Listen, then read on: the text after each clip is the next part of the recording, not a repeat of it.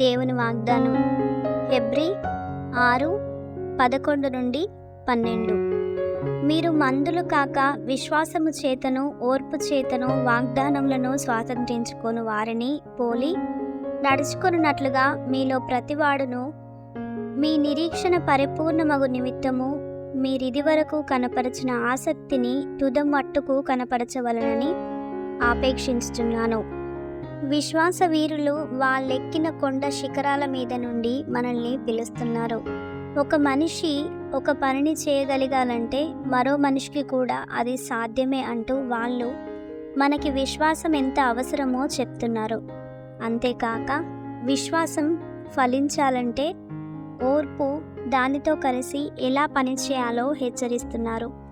మన పరలోక నాయకుని ఆధీనంలో నుండి మనం తప్పిపోతామేమోనని ఆయన ప్రేమపూరితమైన క్రమశిక్షణతో నేర్పే పాఠాలను మన సందేహాల వల్ల నేర్చుకోకుండా నిర్లక్ష్యం చేస్తామేమోనని భయంతో జాగ్రత్త పడదాం.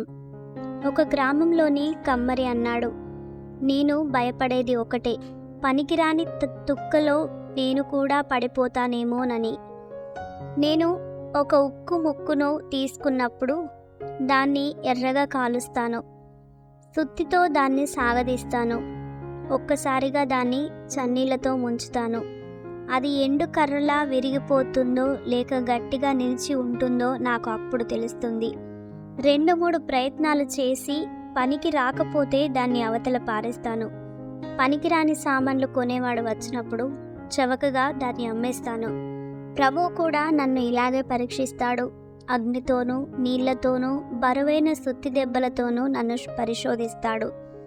దానికి నేను నిలబడకపోతే, ఆయన నాతో సంతృప్తి చెందకపోతే నన్ను తుక్కులోకి విసిరిస్తాడేమో. కొలిమి భయంకరమైన వేడిలో ఉన్నప్పుడు చలించకు. తర్వాత దశలో దీవెన ఉంది. యోబుతో కలిసి మనము చెప్పవచ్చు, ఆయన నన్ను పరీక్షించినప్పుడు కొలిమిలోని బంగారంలాగా తయారయ్యాను. శ్రమల ద్వారానే మనుషులు పరిశుద్ధులవుతారు.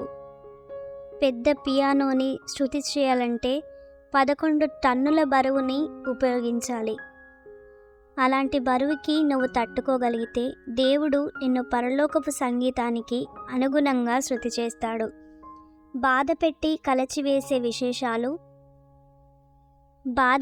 కలచివేసే విషయాలు మనిషిని స్తోత్రార్పణకి సిద్ధం చేస్తాయి. కిలకిల నవ్వే ఆహ్లాదపు దినాల కంటే దిగ్భ్రాంతి, నాశనం, యాతన దినాలే శ్రేష్టము.